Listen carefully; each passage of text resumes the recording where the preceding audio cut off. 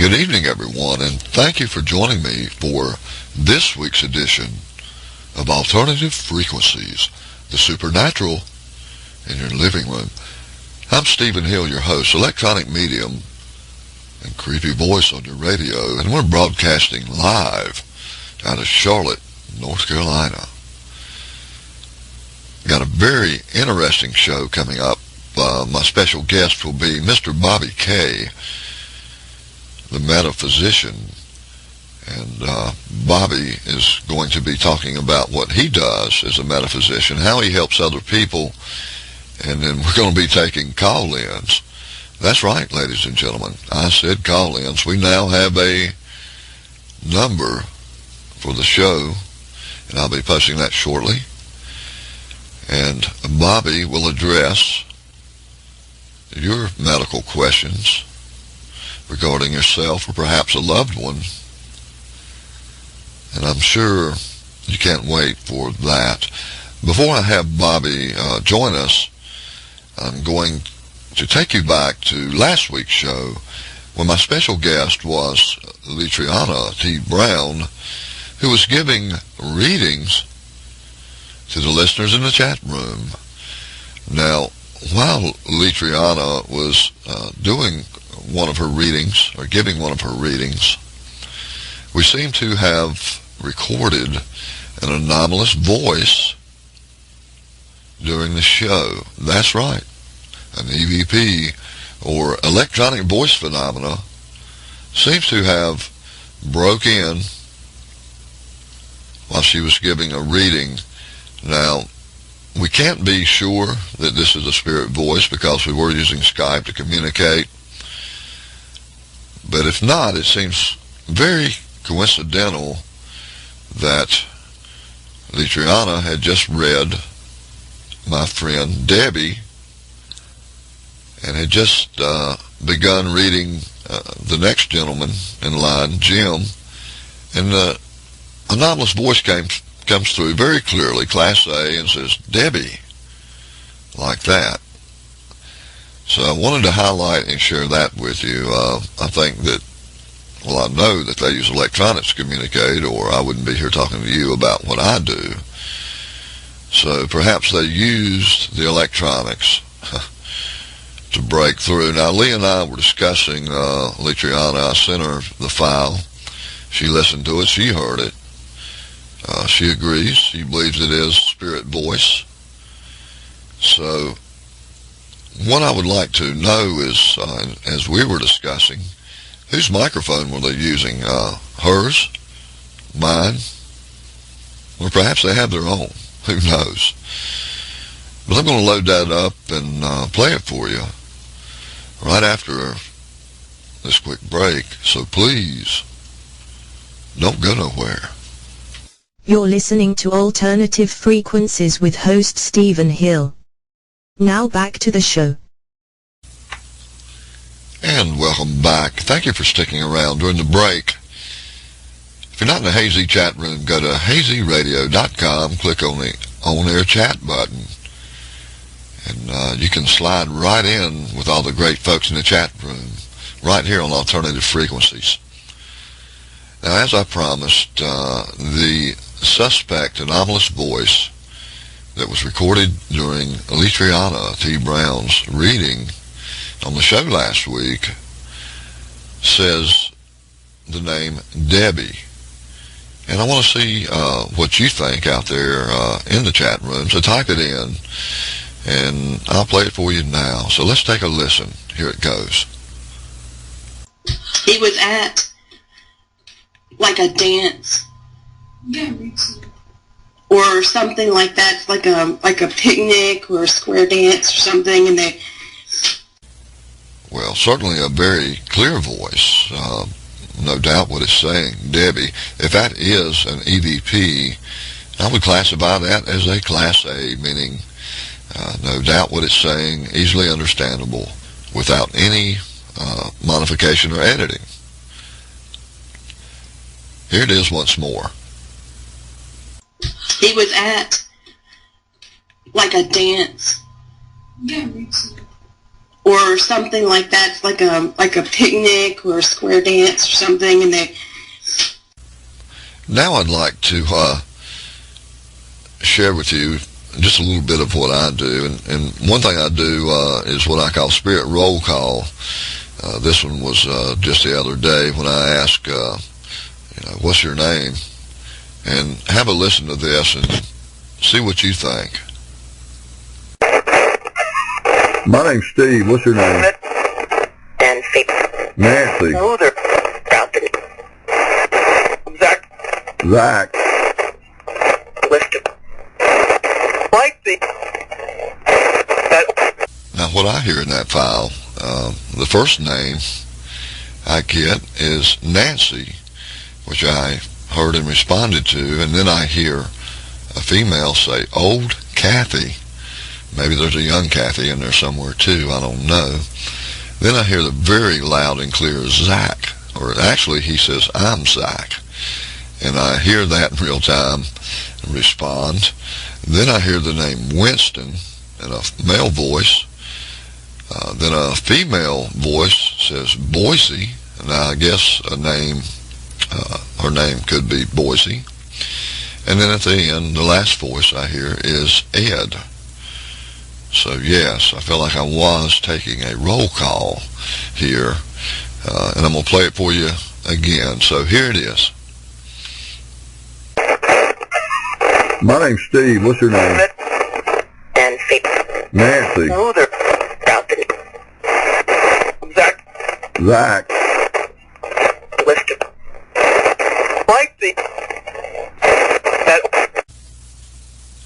Well, I hope that you could make those voices out as clear as I could. And I like to use this file again to point out that the law of percentages seems to override the possibility of randomness, because after I ask who is with me, for the next few seconds, all I received as responses were names. We're going to be right back with my special guest, Bobby K., the metaphysician. We'll be taking your call-ins. The doctor will be in right after this quick break, so please stick around. Hazy Radio Network. The views expressed and the opinions given by the individual hosts and their guests do not necessarily reflect those of Hazy Radio Network, its affiliates, or sponsors. All shows are independently owned and broadcast for entertainment purposes only. You're listening to Alternative Frequencies with host Stephen Hill. Now back to the show. Well, thank you for sticking around during the break, and I've got some disappointing news for you guys. Bobby K., the metaphysician, I just found out he has lost his internet connection. He lives up in Belleville, Canada, and he is having some terrible weather. And he apologizes, but I don't think I'm going to be able to have him on. So you get 45 minutes of me, if you can stand it. But what I'd like to do this evening is take your call-ins. And what I propose is if you have a true ghost story that you'd like to share with us here on Alternative Frequencies, we would love to hear from you. And the call-in number is 704-246-3460. And I hope someone will call in here so I don't have to sit here and ramble on. But I have a ghost story for you. And I started to tell this one a couple weeks ago and got interrupted with a caller. But the story is back before I was ever involved in what I am now. I was house sitting for my mother-in-law. Now, my father-in-law had passed away 6 months prior to this, and my mother-in-law had decided to take my wife to the beach with her so they could just get out of the house and get away from things. And so I was left sitting the dog, Josie. And the first day I went over there, I fed Josie. Everything was okay, and I locked the house up and left. The second day I went there, the placemats on the table were a little bit of a disarray, and there was a heavy cloth napkin with a wooden napkin ring around it on the table at every place, but one of them was on the floor. So I thought somehow Josie, the little dog, she's a little Pomeranian, had somehow gotten on the table and knocked off that napkin ring and napkin. I didn't see how this could happen, but that's the only explanation I could come up with. So I put straightened out the table, all the placemats, put the napkin and the ring back up on the in its place, and then lo and behold, I come back that evening. They were in disarray again. The napkin and the ring were again on the floor. So, not knowing what could have caused this, I tried to recreate it. I slammed doors, cut on the AC, turned on the ceiling fans, did anything I could to try to get the placemats and the napkin and ring to move, to no avail. I was having no luck. So I moved all the chairs back from the table. So there's no way the dog, Josie, could have, even if she had been able to jump on the chair and then jump on the table, could get up there. And I said as I went out the door, well, I bet you'll stay in place now, damn it. Pardon my language, but that's what I said. And lo and behold, I came back the next morning, and there was that ring and napkin on the floor. One of the placemats was folded in half, and there was another one that was just on the verge of a placemat of sliding all the way off of the table. So I'm thinking to myself, this is weird, and it did concern me. Again, I went through every possible explanation, slamming doors, everything again, with no result. So when my mother-in-law called the next day to check on the dog, Josie, I explained to her what happened and asked her, has anyone else got a key to this house? And she said, no, you're the only one that has a key. Lynn and I are still at the beach. No one's been in there. And I explained to her what happened, and she relayed to me, oh, that's just Noah. That was my father-in-law, who had, again, passed away 6 months earlier. She said he does things like this all the time.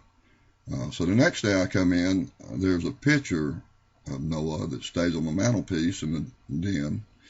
The picture was off the mantel on the hearth. Now, it wasn't laying flat. It was standing up against the hearth, the fireplace, and it was turned inward. So the picture was facing away from me. Needless to say, I took Josie home with me and just fed her at my house because that scared the tar out of me, if you will. And if you have a ghost story, I'd love to hear it. You could call in 704-246-3460, and the phone lines are now open. So if you have a ghost story, or if you'd just like to call in and talk about anything, I'll be glad to take your call. You're listening to Alternative Frequencies on the Hazy Radio Network. Hazy Radio Network. The views expressed and the opinions given by the individual hosts and their guests do not necessarily reflect those of Hazy Radio Network, its affiliates, or sponsors. All shows are independently owned and broadcast for entertainment purposes only. And we're back with you live with our first caller, Mr. Joe Cioopi Sr. Joe, thanks for calling in. You're welcome. I'm glad to do it. Well, I kind of got caught with my pants down, so to speak. The last minute, Bobby lost his internet signal up there in Canada. So appreciate you calling. And do you have a ghost story for us? Well, it's not exactly a ghost story. It's more like a medium story. A medium story. I just talked to our friend Ron Reeder on Sunday. Okay, and yeah. he put me in touch with my ex-wife. Wow. So I Ron think Reeder. that's the first. Put you in touch with her ex-wife. I imagine that was an interesting reading. Well, it was sad that she died right after my daughter, but I was having regrets that I told her years ago that we could never be friends because she took my kids away from me and so forth. Wow. But, you know, I found out that she has had a lot of reasons, and, you know, it really wasn't up to me to decide, you know, why she did something, you know. It was terrible stuff that happened to her. But I just wanted her to know that I regretted saying that. And the readings turned out to be that she appreciated how I took care of her and the family, and I worked hard to provide for them, and that I was always her best friend. And I thought, well, that means she's happy with me now. Wow. Yeah. Well, that's great, Joe, and I think that probably brought you some closure. But I mean, that's sort of a confirmation, and it solves some or answers some questions at the same time. You know, that kind of a reading. Yes. And yes, Ron Reeder, I'm familiar with Ron. I've called into Ron's show several times. You know, I'm a sucker for a reading myself. But yes, he is a great guy. And Joe, I'm glad that he could help you. Yeah, he actually, I was worried about my kids not getting along with me and my sons. And he put me in touch with my father, and my father's advice. I asked for my father to give me advice, and he actually came on and described how his hands were the same as mine and my son's hands. You know, that we all have sort of a talent with our hands, Yes. and that we do things, we make things, and we build things. Well, for those of you who don't know out there, excuse me, Joe, this is Joe Cioopi, and he is the creator of the Joe's Box spirit communication device or radio that I love to use. And matter of fact, the Ghost Box file I played for you just a little earlier was on Joe's creation that he sent me. So go ahead, Joe. Sorry, I wanted to let everyone know who you were. Well, you know, my dad was a pretty great guy too. He used to make stone building fireplaces and houses and things like that. So he was pretty accomplished too. I don't know how much he talked to the spirits, but he talked to that stone if he hit his thumb with the hammer. Yeah, I've talked to several things when I hit my thumb with a hammer. I'm an electrician, and you know, I staple wire, and I hit my thumb when I was 10 on the first job I went on with my father, and I hit it the other day, and it still hurts just as bad as it did then. Yeah, I bet it does. It never gets better. Well, it was that time. It was a reading to get information, because I knew the spirits could see what we were doing, and probably, you know, knew what mistake I was making. But he talked about how he didn't talk very much, and but he worked, and he was always happy at his work. So, in a way, I was always occupied with my work, and I don't think the kids appreciated it any more than I did when I wanted my dad to talk to me. He was busy, you know. Right, and I think you know, that's one thing I try to do. My son wants to talk to me. I always find time, and I'm glad to talk to him because, like your father, my father was always busy running a business, and he wasn't. You know, he was always in my life. He was always there, and you know, but during the daytime. Well, you're blessed to know this ahead of time, you know, and while your dad's still alive, and while you're still alive, you can take time to talk to your kids, you know, and you learn that. Oh, yeah. Well, Joe, while I've got you here, I've been playing files recently, and I did back when you were on like my second or third episode of Alternative Frequencies, and it seems like the entities, we'll call them spirits, are trying to help me adjust your radio with a sweep rate and an adjustable sweep range. What do you think about that? I know that a lot of the users of the Joe's Box have claimed that they've gotten assistance making communications work, and sometimes they say that there's technicians, they call them, and they even give them names or numbers, like there's a technician called Seven that helped a lot of my friends. Well, Joe, Seven came to me a couple times. Now, I've got him on recording, and anybody that don't believe me, I'll play the recording for you. But anybody that wants it, I'll send it to them. But Seven's come to me several times. I've never asked for him, but it's just something about Seven that scares the heck out of me. Well, really does. you just it's more proof that they're right there, and they could, if they didn't really try to help you, they could also foul things up for you. So, kind of makes you worry in the back of your mind, right? Well, yeah, and there's Seven is supposedly an entity for all the folks out here listening that has never been a human spirit. It's never walked the earth.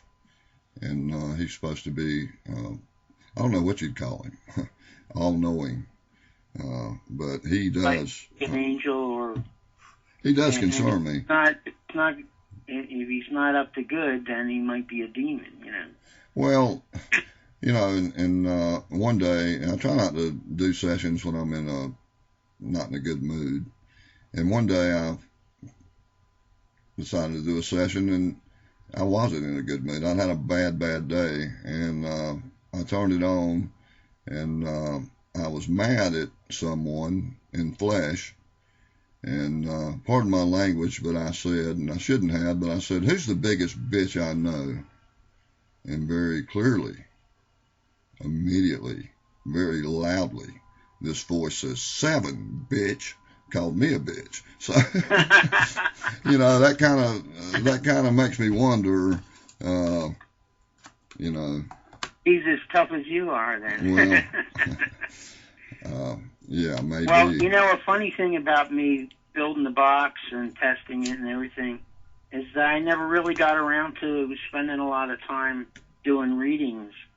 And I've had more experience with my customers, calling them up or getting them on Skype, and they're doing a session, and like your session with your Joe's Box, it said when you asked it who built it, it said Joe. Well, the same thing happened to other people, and I also built one of the talker boxes that is similar to an Ovilus or something like that, and I sent it to our friend Laura, and it kept saying Joe, and she didn't actually ask us who made it. It just wouldn't stop saying Joe. Well, but I was on the line on Skype, and she was in Mexico, so it was probably excited that I was talking to it over the Skype. Well, very strange. Yeah, I know Laura, the lady you're referring to, and she used to live in Mexico, and I did some Skype box sessions with Laura, and using her radio in Mexico, it was talking to me in English, and she worked. Yeah, and she's surrounded. At the time she was surrounded by Mexican-speaking radio stations. Yeah. She was in I forget, Monterey or something. Right. Now, I've still got one of the files. It's very clear. And when I just said, "Hey, can you say hi to Laura?" And you know what it said? Hi, Laura. Just that clear. Joe's box is kind of loud, and apparently it works well with Skype because I've contacted another customer in actually it was in North Carolina, I think Raleigh, and he just got the box, and I said try it out and make sure it's working. So he turned it on, and he asked it where the ghosts were that he was talking to, and they said, we're coming right over to your house. He got scared and shut it off because he had a family and he didn't want the ghosts coming to his house. Well, you know. And that was just like in the matter of a few seconds after he first got the box and turned it on. Well, people often ask me, Steve, what do you recommend for someone starting out in this type of communication? And the first thing is be sure that you want to do this because I think it can have some repercussions.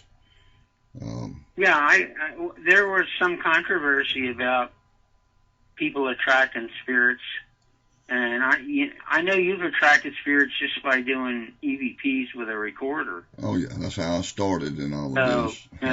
I wouldn't be surprised if the Joe's box works the same way. But some people actually get bad results. They get cursing and real scary voices and all that stuff. But usually, if you have a good intention, it's pretty clear. Well, a friend of mine who didn't have bad intentions, but he kept getting scary voices. He bought a religious medal. Excuse me. Yes, sir. And some holy oil to make a cross on it, and it cut out all the nasty comments and everything that he was getting from the radio. Yeah, that's our friend James from up in Canada, and James, was sending me some of those files. Yeah, you know him as well as I do. Yeah, we share a lot of, we compare notes, share a lot of files, James and I. And unfortunately, he also tells me a lot of his troubles.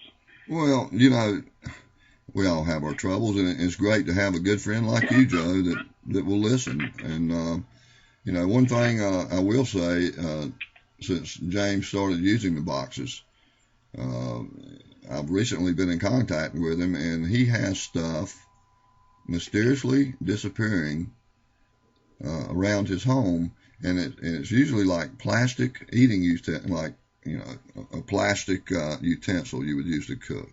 It's all lightweight stuff, and it doesn't reappear. And I find that very intriguing, very interesting. Why would things be disappearing around his house? And that's what I'm talking about, repercussions. Yeah, and he's moved recently. He's still in Canada, but he moved to a different apartment. Well, these things are going on in his new apartment. And he has a treadmill, and he said that some part of it, the key or something, disappeared on it. And then he found it again. It was like they were still playing games with him. Well, Spooky Palooza here writes in the chat room that they were using a hack box, and it was getting too creepy for them for a while, and they backed off. And then a year later, they tried to pick the communication back up, and they didn't get anything. So perhaps you were dealing with one entity in your location, and maybe he got tired of you not hearing him, and he moved on. What do you think about that, Joe?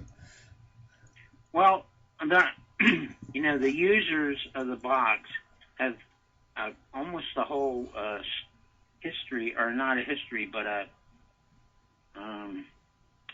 background that they've developed, about the technicians, and also about, they speak to some people regularly through the box. Mm-hmm. And more than one person has complained that they got activity in their home after they were using the box. But they usually, like the first person I heard about it, just would turn the box on and go, like clean the house or whatever, were just listening to whatever would come over the box. So they weren't, and they didn't say any protection prayers or anything. They didn't have any respect for what they were dealing with. Mm-hmm. And they ended up with, poltergeist activity in their house and things like that.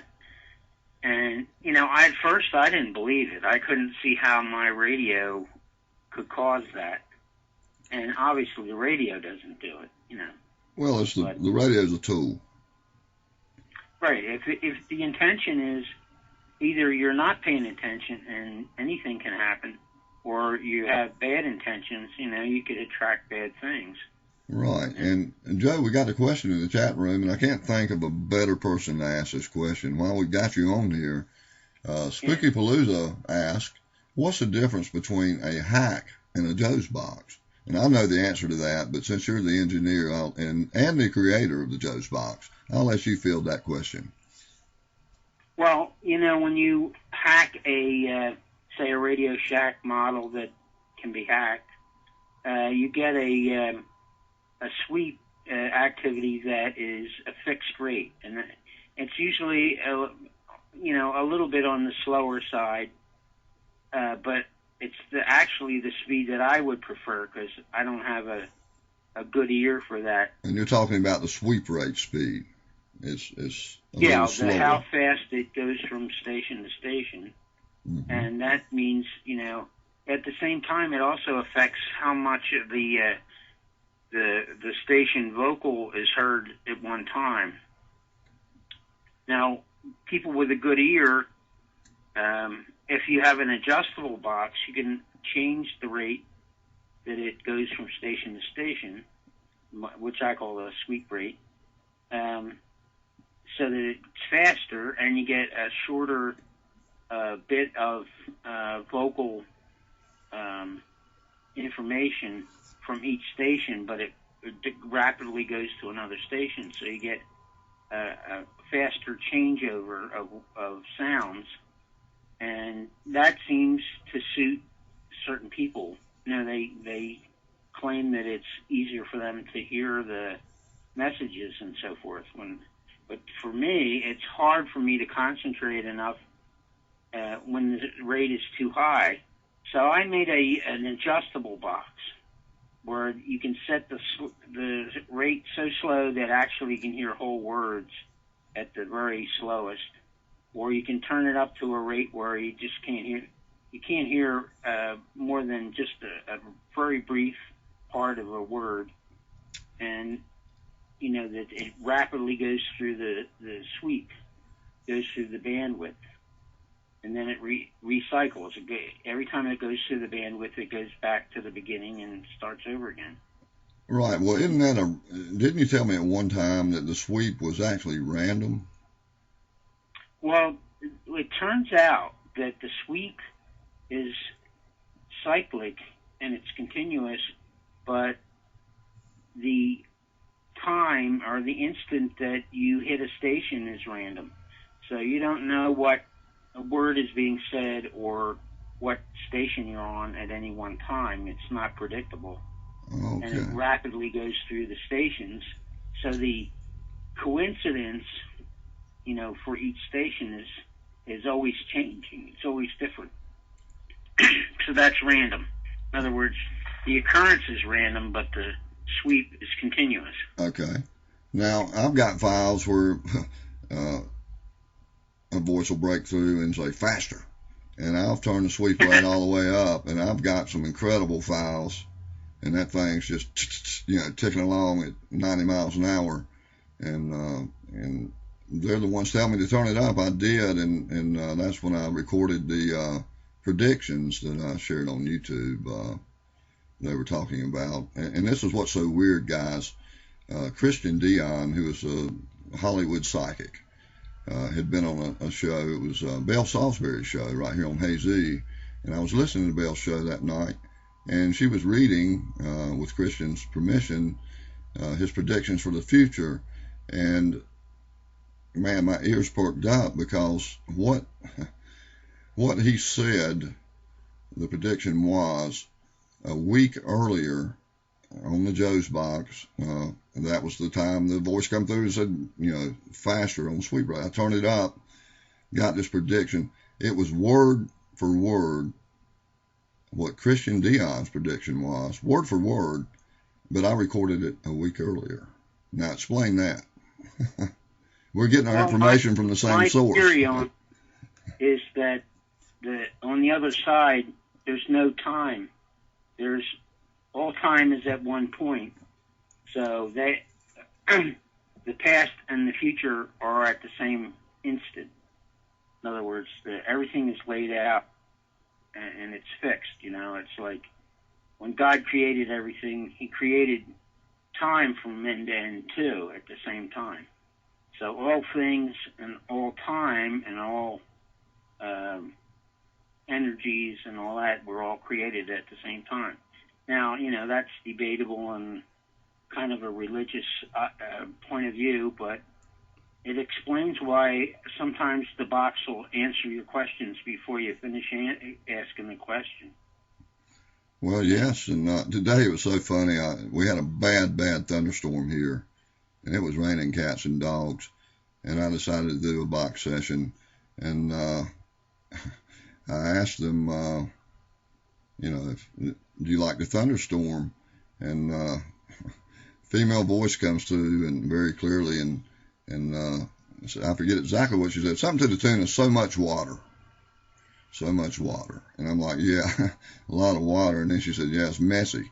So they know what's going on. And then the phone, a little later in the conversation, in the session, my phone rang. I said, well, the phone's ringing. A male voice says, put that on hold. And I'm like, okay, I'll put it on hold. I didn't answer it.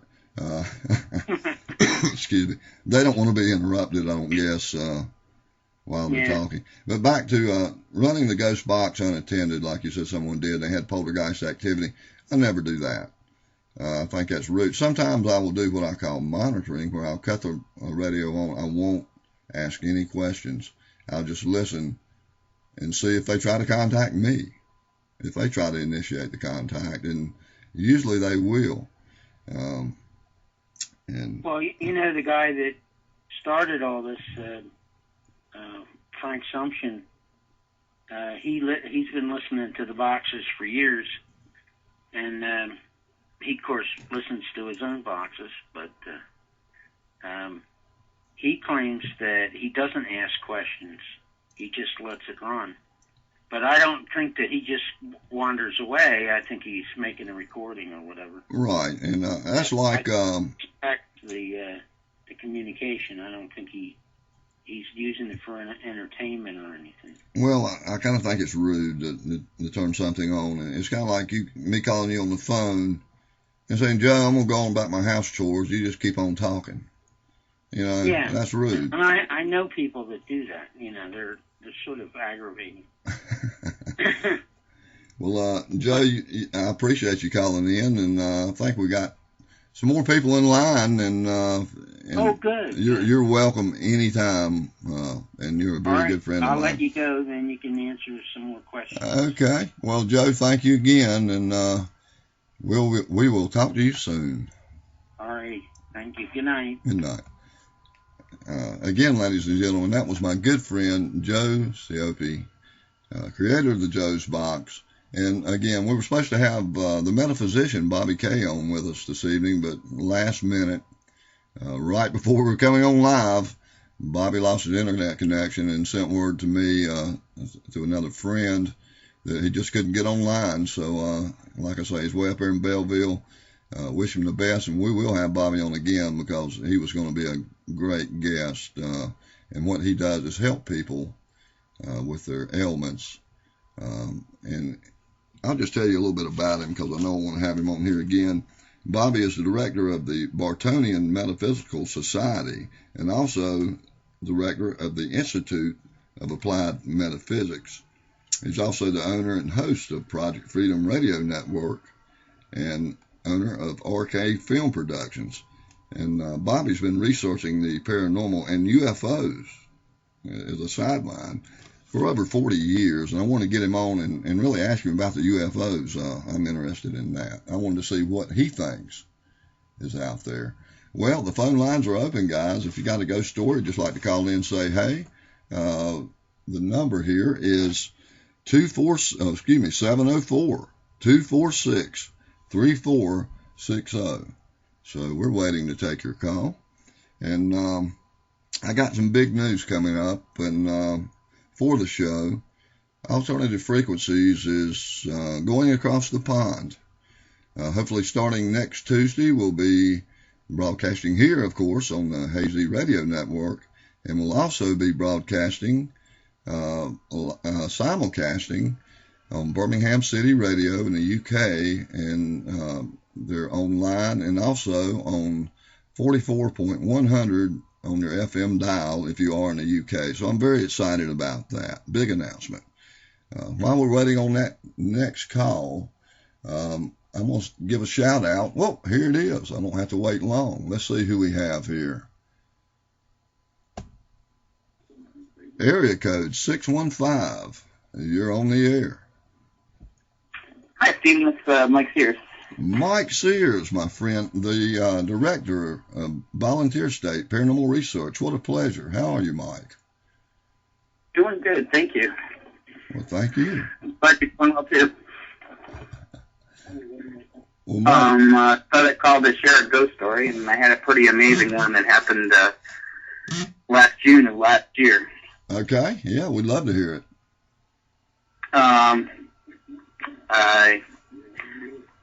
Let's see, June, about 6 o'clock in the morning on a Saturday. I woke up feeling there was like a presence there in the house, and I looked over to my bedroom window, and I could see a shadow standing out on my front porch, and I was like, who's here at 6 o'clock in the morning at my house? So I got up and walked out to the front door and opened the door, and I looked out to the porch there, and I see a back of a person standing there in a khaki trench coat and long black hair, and I go, can I help you? And I hear crying, and the person turned around, and it was my grandmother, and I was shocked to see her, and I asked her, are you okay? And she goes, I need you for forgiveness. I need you to forgive me.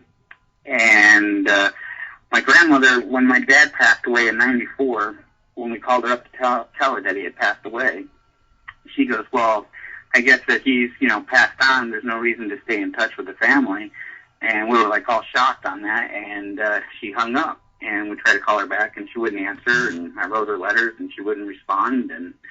And through relatives and that, we heard she, lived a pretty lonely life, to her death. And so I said, well, you've had a rough life. I, definitely forgive you. And she thanked me, and she asked for a hug. So I walked over to her, and she gave me a hug.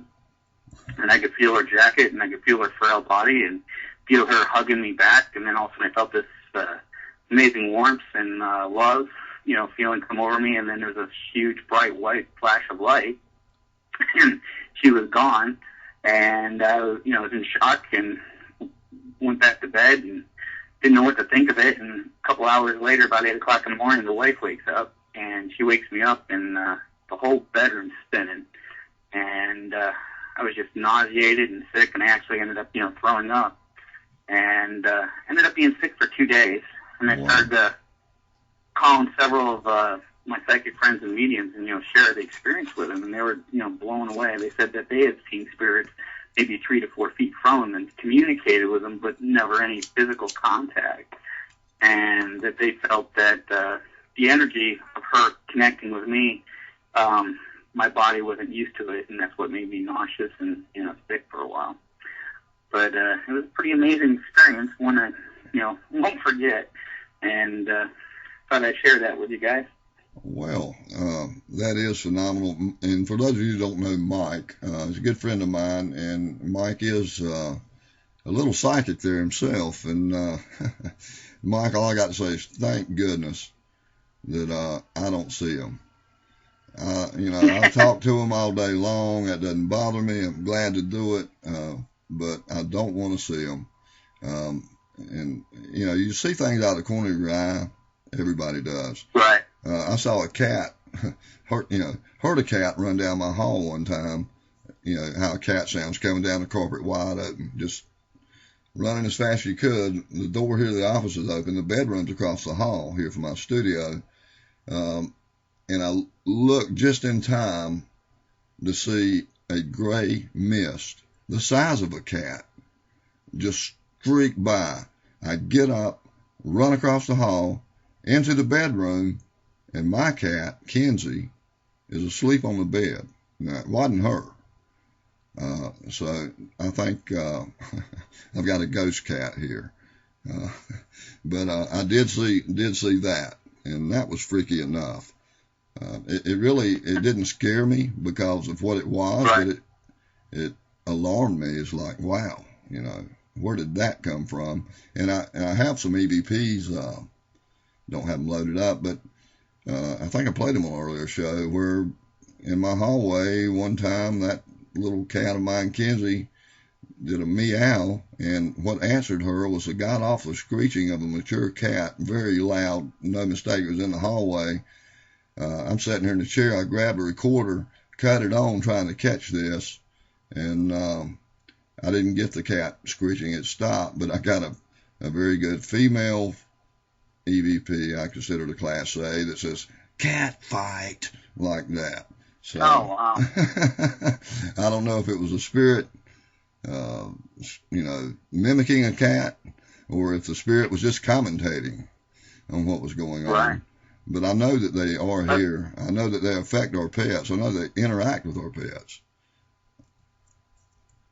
Well, it amazed me, my grandma, she'd been passed away for 7 years, and I called my mom up to tell her what had happened, and she's like, totally shocked, she's like, well, she's been gone for 7 years, why did she come to you? And I'm like, well, I guess she couldn't cross over because she needed forgiveness, what she had done, and I gave her forgiveness, and I guess that is amazing, and yeah, asking you for forgiveness, that must have been weighing heavy on her heart, for her to make that effort. Expend that energy, and I think she was using your energy too, because from what you told me with your, being nauseous and sick for 2 days, she upset your energy field. It's the only way I know to put it. Right. And wow, what do you have any way to shed that, emotion or energy after such an experience? Because I know you see spirits quite often on your investigations. Well, I've been told to, drink water and, get some fresh air, or if it's real strong, go take a shower or something like that. Try to ground yourself, or eat a lot of chocolate, I've been told. But at that time, I didn't know any of that, and I was just, in shock what had happened. And at first, I thought, well, it must have been a dream, but it was just so vivid and so real. And I never, thought of her after she said goodbye, and I was pretty heartbroken, years went on, and I was sad that she passed away, and I was like, what a shame, that she had such a lonely life after, she said goodbye to us. That is a shame. And my mom's like, well, did you see a picture of her a few days prior? And I was like, no. And for the month up to that time period, my wife and I, our ceiling fans, the drawstrings, we had the pull strings swinging super hard where they would hit the glass globes on the light. Wow. And we would check out the fans, and we're like, well, it's not out of alignment. And I said, it's not both pull strings, it's just, one. And there were several times we thought it was maybe the spirits that we normally have here at the house, trying to get our attention. I say, hey, I can't talk to you right now. You need to cut it out, and, the pull string would stop. But since that incident, that I've seen her, we haven't had a problem with the ceiling fans. There hasn't been any more, pendulum swinging on the fans there. So I think there might have been a connection with that she was trying to get my attention prior to it. Well, Mike, that is awesome. It looks like, both of the pull chains, if there was a breeze or something natural causing that, both of them would have been swinging wildly. And just one. Yeah. So, that's incredible. We do have a question here in the chat room. This was from Wayno. And this question is, do spirits retain an energy of their own, or do they rely solely on our energy? my theory, I would think that they have, some of their own energy because they got to have it to communicate and show themselves. But I think sometimes they might be not having enough to manifest. So, like I've gone on investigation saying, feel free to use my equipment for energy if you needed to, show yourself. And I've had, all of a sudden, all the equipment just suddenly dies. Flashlights, EMF meters, everything just suddenly dies out, and we've had a manifestation suddenly appear in front of us. A severe battery drain, yes. I've experienced that. That is a common phenomenon on paranormal investigations, especially in a very active location. And I've experienced that myself. That's why I don't use a camera that takes a rechargeable battery. I just like a camera that uses double A's, because if you charge your camera up, like a lady that I took on an investigation with me to a cemetery one evening, she got a brand new camera, fully charged it, bought it out on the investigation in the cemetery, took about 3 pictures, and said, "Oh God, look at this." You could see the battery indicator bar just steadily dropping. Matter of fact, we got EVP when she was telling me about it and showing me the graph. We got EVP from that cemetery that says, "Step back." And she made the comment, of course we didn't hear it at the time, so I got home and reviewed the audio, but she made the comment right after that EVP had come through. She said, "Look, and when I step back, it goes back up." So, wow. How do you explain that? That's just crazy. Also, one thing I feel is that they can use our energy in a way that, for example, I've got a child EVP. Well, I've got many children EVPs, and this one very, very surreal. You can check it out on my YouTube video that I put up way back in 2007, and the video is called "Children of the Graveyard." And what the little girl had to say was, "Much power, take us home." And man, my heart just bled when I got home and heard that. Right. I don't know if she's referring to my power, but the "take us home," that's what pulls at my emotions. To hear a child's voice pleading, "Take us home, take us home," as if they're stuck there somehow in that cemetery. What are your thoughts on children in the afterlife? Sometimes I think it is actually, a child. Maybe they're lost or confused. Or one of the investigators I was working with, he was thinking that a spirit can manipulate to a different time in their life that meant something to him, where they changed to that, to a child. And there's a place he was investigating, and he's had the same female talking to him, but then when they asked the show, they actually saw a child appear, and he thinks it's the one and the same. So I said, maybe that if you see it as a child, it's not going to scare you as much if you saw like an adult type thing. That was his type theory. But I think they're just all different levels of spirits, different ages, just like as we are as people. Well, a lot of people in the paranormal would say, and I don't share this belief or theory, but they would say, that's a demon, and what he's doing is mimicking a child to gain your confidence, to pull at your heartstrings, to touch your emotions, so that you will be open to trying to help that entity when you're not helping a child. In fact, you're helping the demonic force. Now, I don't subscribe to that theory. If they are mimicking children, or the EVPs I've got they're damn good mimics. I have to say that. These are so convincing. I don't see any way it's anything but a child. And a lot of people would disagree with that. But, that's just my theory based on my research, and my theory is subject to change as the data comes in. But right now, that's my thoughts on it. I do believe there are children in the afterlife. In my house, I agree. I have a little boy in my house we've seen since the day we moved in here, and my kids have seen him, and my wife's seen him, and I don't think it's anything evil. No. And, when the kids are gone at the grandparents', we've heard walking up in their rooms and their toys are being played with. Well, too, my thoughts on this, if it was a true demonic I think he would be powerful enough not to, if he's a big bad demon like people portray them to be, then I don't think he would need to come to me as a child and ask for help. Right. He'd just come on in and rock my world and say, "What you gonna do about it?" And that's what I think about in that. But you mentioned, your story with your grandmother. That reminds me of a trip I made to the cemetery to visit my grandparents. And my grandfather used to sit around in his lazy boy or his recliner, and we'd be visiting and it'd get late, and he would always say, "I think I'll get up and go to bed." Get up out of the chair and go to bed.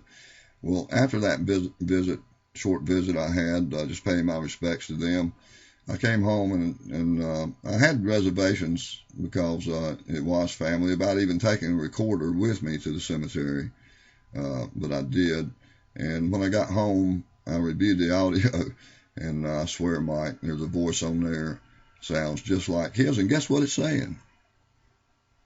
"I think I'll get up." Exactly what it's saying. And it sounds like his voice. So I'm like, "Grandpa, was that you?" Right. Who knows? Yeah. I had an experience, after my dad passed away. It was just before Christmas. And I was trying to do Christmas big for my mom. It was the first one before he had, it was the first year without him. And I went and bought an angel, about a 4-foot tall angel for her.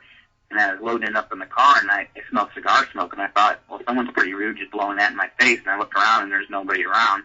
And then I literally heard my dad's voice, talking to me, saying, "Hey, you got to go to the store." And I thought, like my nut. Now, did your dad smoke cigars? And he just kept on saying, "Mike, go to the store. You need to go to the store." And so I got in the car. I kind of tried to brush it off, and I got in the car, and I started smelling the cigar smoke in my car, and I don't let anybody smoke in my car. And then I'm hearing his voice, "Look, you need to go to the store." So I just said out loud, I go, "Well, it's on my list, but it's on the other side of the town. I'll get there when I get there." And then I hear him arguing with me, telling me, "No, you need to go now." And so I went there and got in the store, and I heard his voice again in the store going, "Look, go down to the last aisle on the left, the last cabinet on the left, and you'll see what I asked them to order." And it was gourmet food. My dad was a big gourmet cook, and it was something that he wanted ordered from Japan. And when I looked in there in the case, I was like, "Holy cow, he's been wanting this for 5 years." So I bought it all, and this lady who brought it up to the counter, she's all upset. She's like, "Oh, you can't buy all this. This is for a loyal customer that we finally got for him, but we misplaced his number." And I said, "Well, can you describe him?" And she described my dad, and I opened my wallet and showed a picture of him. She goes, "Yeah, that's him." And I said, "Well, he passed away this past June." And she goes, "Well, I guess it's meant to be for you to have it." So she rang me up, and as I was carrying it out the door, I heard my dad's voice, in my head goes, "Merry Christmas to you and your mom, enjoy your gift." Wow. And I went home and told my mom that, of course she broke down crying and was just overjoyed, with the story and experience. Now, what did the clerks, how did she take that? Did you tell her that your father had passed away? No, I didn't tell her that. Oh. Well, I couldn't tell her that, but yeah, my dad told me to come here to buy it, I didn't know how she would react to that. Wow. So I just said, "Well, I guess it's meant to be for me to have it." That's how I said it to her. That story She's like, "Yeah, I guess so. Enjoy it, That story just sent chills up and down my spine. And, I was anxious to see. Now, I have to ask you, did your father smoke cigars when he was alive? Yeah. Okay. Yeah. And, this past Christmas, since 1994, this was the first Christmas that we didn't smell the cigar smoke. My mom asked me. She was like, "Did you smell cigar on Christmas?" And I was like, "No, I didn't smell it all day." And she was like, "Oh, I wonder why we didn't smell it this year." But all the years prior, every holiday, we smelled the cigar smoke when we're, having a dinner or opening gifts that morning or something. We would each have our own personal experience. And I think that's his way of just letting you know that, hey, I'm here. I'm with you. Yeah, exactly. And, that's what we in the paranormal field would refer to as a phantom smell, correct? Correct. And I've experienced those myself. My wife's grandmother, God rest her, her name was Esther, and every night before she went to bed, when she was alive, she would put Vicks Vapor Rub on her chest. She said that helped her breathe. And once in a while, usually on a special occasion, we'll smell the smell of, and it's unmistakable, that smell, Vicks Vapor Rub. It will come wafting through the house, and there's no Vicks Vapor Rub in this house. So I always tell my wife, your grandmother's here, say hi. So, you know, and I ought to get a recorder or box out and see what she has to say, but never have thought to do it. And the smell doesn't last long. It's just maybe 20, 30 seconds. Unmistakable, strong too. When you smell the cigar smoke, is it very faint and stale, or is it strong like it just been lit up? Right. I had a great fan smell experience with, I was doing a public event, and a woman had bought a event ticket for her husband, who was a Green Beret from Fort Campbell nearby. And he had just got back from Iraq, and she thought that would be some entertainment when he got back. So he was very skeptical of being there. And nothing was happening for the first few sessions. So I said, well, I'll take you out to the barn of this location. I said, I have gotten many EVPs of soldiers out there, and I know they like bourbon. I've had some amazing interaction with the bourbon. So I took him out there and put these motion lights up. And I said, well, if you want some bourbon, I'll crack open the bottle as long as you can turn those lanterns on down there. And the lights lit up. And he's like, well, you must have a remote on it. And I said, no, just feel free to ask the questions and have them, turn the lights on. So the lights went on, and I said, all right, I'll pour you some bourbon in this mug. And I had a vintage, Civil War reenactor mug. And I poured the bourbon in it, and I put a K2 on top of the mug. And I said, come on up here and have a snort. And all of a sudden, he goes, did you feel that? And I said, oh, the cold breeze going between us. Mm-hmm. And he's like, yeah. And all of a sudden I said, well, check out the mug. And the K2 is lighting all the way up to red. And then he goes, oh, my gosh, do you smell that? And I said, the real bad BO? And he's like, yeah, it's like a soldier that's been out in the field for weeks that hasn't taken a bath. And I go, yeah, that's exactly what it smells like, because we're both veterans, so we knew what it was like. And made him a believer that night. And that was an amazing phantom smell. It lasted for quite a while we were there around the bourbon. Wow. And that, we use bourbon in the paranormal field. We would say that was a trigger object, correct? Correct. Yeah, a trigger object. Not that we're out trying to entice the spirits to get inebriated, but it is a trigger object. I found tobacco to be a great trigger object. Chocolate. Many things, I think. Peppermint. Many things that they craved in this life seems to carry over to the next one. And you mentioned the K2 meter lighting up. I've got a video on YouTube called, what's it called? The Ghost Box and the Male K2 Hybrid, which I have a male meter, which has a K2 feature on it.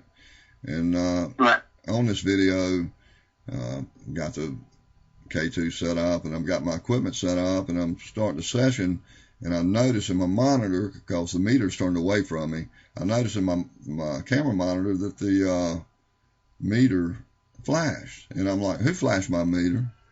And I'll be daggone, they started talking about lighting the meter. And I said, who flashed my, and there it goes again, who flashed my meter? And they said, male. Of course, male is Melanie, Gary Galka's daughter, that he named the meter after, the male meter. And they said male, and they're talking about light the meter. And they light it. And then finally I said, okay, I'm trying to prove to myself this isn't a fluke. Because the meter hadn't been going off, just sitting there. There's nothing setting me off. I said, can you light it on 3? I'm going to count to 3. Can you light the meter? And I go, 1, 2. And I kind of pulled a trick on him. I hesitated. And 1 light blinked. And I said, 3. And then 2 lights light up. And I said, good God, like that. And a voice replied, God is great. And so, to me, they were lighting that meter and on cue. Now, I don't know how they do it. I guess they're using their energy in that case to light the K2. But I thought it was very interesting that they would do it while I was filming them, and also talk about it while they were doing it. Now, that's about as good of ghost box interaction as I can present you. I've asked them to move things. I never get them to move anything. I've had stuff disappear and reappear, but never while I was sitting there waiting on, something to happen. Right. So I think that's kind of odd and interesting. And Tabby in the cat room, who is actually Cat, my friend, who actually appeared on my first episode here of Alternative Frequency, or the second. One of them there, she got some incredible EVPs, but she mentioned in the chat room that children love candy. So that is a great idea. The next time I want to use a trigger object, when I think I'm contacting children, I'm going to try some candy. That is a great idea. Absolutely. Yeah, we've had great success using peppermint. I did an investigation last year at a community theater, and they were reporting a lot of the actors while they were sitting getting their makeup on, and that their hair was being tugged. And the dressing room was like on a second level. You had this flight of stairs that came up to the area where they all dressed, and I put motion lights on all the steps. So if anything walked up the steps, the light shit came on. Huh. And we're all talking, and I said, "Is there a child here?" Well, we were off the edge of the stage, and you could hear out on the stage a child laugh. And we all comment on it. And the amazing thing is we had a video camera and 4 voice recorders, and not one of them captured the laugh. And when we said, "If you are a child, I'll give you some peppermint, but you're going to have to come over here to this chair and light up this meter I have here on the chair and make the light go red," which was a K2. And as soon as I said that, all the lights on the stairs just all lit up, and we felt this breeze pass us and come up to the chair, and the K2 lit up, and I thought, "Okay, here's your peppermint." So I put several pieces of peppermint, on the chair for him. And we had some interesting replies and interaction during that time. But yeah, we've even asked, I got an EVP where I go, we had captured something we could bring you, and the reply was peppermint. So when we returned, we said, "We heard you say peppermint. Do you prefer peppermint tea or peppermint candy?" And we had it sound like a little girl goes candy. Wow. And so we always bought peppermint back then. Well, there was one cemetery I went to, and it was way out in the woods. It's abandoned, but it's just heartbreaking. There was a little boy's grave, and someone had left a teddy bear at the grave, and I'm sure it was probably a paranormal investigator, because this thing's down in the woods and nobody visits it. Excuse me, tongue got tied. But so I'm thinking, wow, isn't this heartbreaking or touching? Here's this little teddy bear here at this child's grave, and while I was there, didn't hear it, of course. So I got home and played back the audio. The little boy's voice, so sweet, says, "I'm not dead," just like that. And wow. Yeah, so I need to go back down there and take him a new teddy bear, because that one was kind of ratty. It'd been there a while out in the weather. But just things like that, man, that keep me in this, and especially the voices of children, I guess, is one of the things that drives me to keep communicating and investigating. And, I like to think of myself as an investigator, but, I became, in the past few years, maybe more of a communicator. But I think we can use that communication to, to complement the investigation. If you go in there with a recorder and not get anything, like sometimes happens, I think you would get pretty tired of the investigation, because it can be boring if nothing's going on. Right. But when you get that EVP, and especially me, that good Class A child's shrill EVP, like the one I mentioned, and I write about in the book, my book Something Unseen. For those of you who read it, you'll know what I'm talking about. For those of you who haven't, I'd appreciate it if you go to Amazon and check it out. Something Unseen. You can read the first 2.5 chapters there at that link for free. But when I was in the graveyard that day and recorded just many, many children's voices, it's like I wandered into a daycare in one corner, and that is on YouTube. Again, The Daycare of the Dead. If you read the book and you've read my story of that day in the EVPs, you can go to YouTube and hear them. And of course, I did the recording and the videos long before I ever thought about writing the book, or long before I ever dreamed it would be published. So, that's a great thing.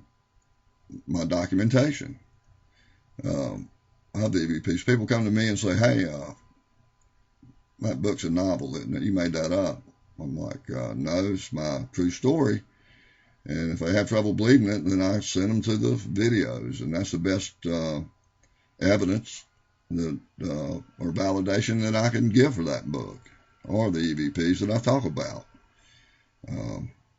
are there for everyone to hear. And those of you who read the book, I hope you will check them out. Again, that's Windstalker 5-7, Children of the Daycare. Children of the Graveyard. So, hope you'll check that out. But, Mike, have you got anything coming up? Any events? I know I've got one I'd love to have you come to, but distance may preclude. I just did an event this past weekend, the Galactic Expo in Nashville, which was an amazing time. And I got a private residential case that I got coming up this Friday, helping a family. They're experiencing activity in the house and seeing shadow figures, so hopefully I can find some answers for them. Wow. And we got another question in the chat room. This is for me, and Mike, you can chime in. When you use your spirit box, and many are coming through, how do you let them know to talk one at a time and, without being rude about it? Well, I don't. I just let them talk. I have familiar voices. My wife calls them my dead girlfriends. There's one lady here that seems to pop up all the time, and I have told them before, be quiet, because it just overwhelmed me one time, and that same female snapped back real sarcastically, "Yeah, I can talk just like that." And I've got that recorded. So they do have a sense of humor. I thought that's pretty funny. It's just, everything was coming in. It was just overwhelming me. And I said, "Be quiet." She said, "Yeah, I can talk." And she just kept right on going. So I don't try to... With the spirit box and I use the alveolus too, where I've had it where it seems like a lot are coming in, especially like the alveolus, it'll just be spitting out words so fast. And I've actually said, "Hey, it's either you got too many talking at once, or you're just speaking too fast, or putting too much energy out there because you concentrate and slow down a bit." And it's amazing because the alveolus will suddenly just slow down, and the words will start coming out slower. And I've actually had the radio stations do the same thing. Yeah. And I thank them after. I asked them during the session today, and just for my validation, I said, is this bleed through? Because I kept getting the same female voice. Now, a lot of skeptics of the communication would say, well, that's a strong radio station, and you're just catching every 5 words as it sweeps around. Well, if that's the case, I said, is this bleed through? And the same voice said, no, knowledge controlled. So, wow. Maybe that's what it is. Knowledge controlled, although I don't see how I can control it. The only control I have is if I choose to turn on the device and let them talk, because they're the ones using it. Wouldn't you agree, Mike? I'm not using it. I'm just turning it on. I'm talking to them like I'm talking to you. And somehow they can hear me. But I want to point out one thing and get your opinion on this, Mike. What is out of all the electronics, the way we communicate, what is the one common thing that all of those electronics possess? I'm sorry, what was the question? I didn't hear you. Okay. Out of all the electronic devices, recorders, we get telephone calls, sometimes phantom telephone calls. I've got them, ghost boxes, any device electronically we use to communicate with spirit. What is the one thing that all of these devices possess in common? Energy. Well, that's true, but I believe the one thing in common, and I've got a file to back this up, is a speaker. Okay? Right. Okay, we're providing them with an amplified speaker, and I've got a very good file. Of course, I don't have it loaded up to play for you tonight, but where I asked, what do you call the device that you're talking on? And very clearly, female said it twice, a speaker. Oh, wow. So you think about it.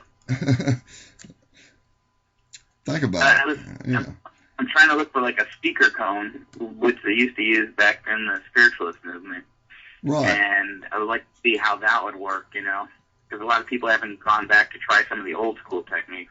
I've been trying to see how that would work since it supposedly worked in the past. And back then there was like a speaker where they would use like a gramophone type, speaker to hear them come through. Right, and that's one thing that all these devices have is we're playing back the audio through a speaker. Well, there's headphones, the onboard speaker on the radio, the onboard speaker on the recorder, and I think that's how we're giving them a voice through the electronics. They somehow are using the speaker. Now, it's a ghost box. One theory I have, it's a ghost box sweeps. Yeah, it makes its own white noise, but I think it's also creating, if you will, another frequency, and they can use this frequency. And I don't really know how it works. I just know that it seems to work very well. And I believe everything has to do with your intent, like Joe mentioned earlier. If you're intending... That has a lot to do with it. Right. If your intentions are good, you're trying to help someone by what you're doing, and perhaps you're trying to help the spirit. And I've had mediums tell me, Steve, just by communicating, you're helping them. You're helping them. So, I like to think I am. I like to think I'm helping them. Mike, have you ever tried to cross spirits over? I did help a team do a crossing over. I don't, do it on my investigations. I just tell a client I try to help you coexist with a spirit or try to help you understand what's going on, because most of the stuff that I've encountered haven't been real negative. But there was a team I helped that had extreme activity, and they came to do a cleansing, and they helped cross.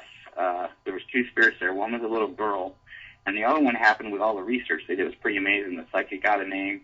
The research name found out it was a gentleman that was killed in a DUI accident 3 years prior, who was a pretty bad guy. He was a drug dealer and stuff like that, and he had warrants for his arrest and that. And it was amazing. And we could actually hear disembodied voices of him when they were doing the prayers and the sage and cleansing ceremony, him, yelling, "Get out," and we heard curse words screaming in the air. But when it came to the little girl, you could actually hear the crying in the air, and I was wearing headphones recording it. And once she crossed over, it was amazing. We heard almost like a vacuum sound of pop in the air, and this overabundance of love. I mean, everybody just broke down in tears of, happiness, joy. It wasn't like sadness. And finally, when it came to him to finish the cleansing ceremony, was with him, you could hear him begging. And they said, I lost like 5 minutes of memory when we were in this last room. They said he manifested in the corner, and I was like, wow. And I was facing a whole different direction, so I don't know what happened during that time period. And they said they saw him go through the wall, and I had EVPs of him saying, pray for me, and everybody was breaking out into prayer at that time. We know and the whole house totally lighter afterwards. The first EVP I ever recorded, and as I write in the book, where my journey began, said pray for me, and that was by accident on the camera audio in a cemetery. So that's where my story began.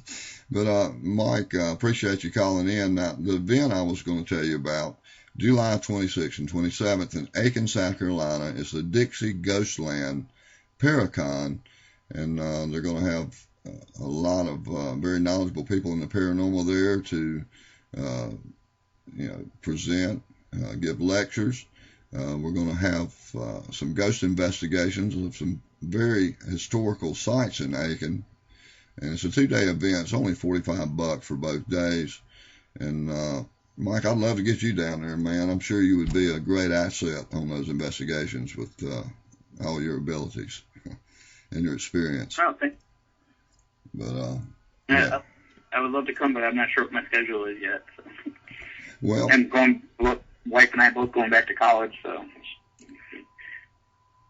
she's doing summer school this summer, so hopefully I can make it out one of these days soon. Well, I know you're a very busy guy, and that's not my event. That's put on by Haunted Entertainment, and I'm just fortunate enough to be invited to speak there and sign books. So looking forward to that. Well, Mike, we are out of time. I want to thank you and Joe Cioopi for calling in and saving me.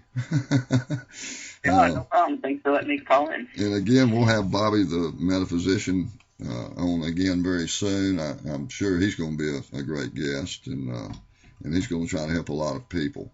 But Mike, thanks again. We are out of time, and I'm going to hang up on you. Talk to you soon. Thank you. Have a good night. Talk to you soon, buddy. Well, guys, that was Mr. Mike Sears of Volunteer State Paranormal Research, and very interesting call in, and as was Joe Cioopi. I hope we answered some of your questions about the Joe's Box and some of the spirit radios and how we use them, and I hope to see you all back here next week, and until then, good night.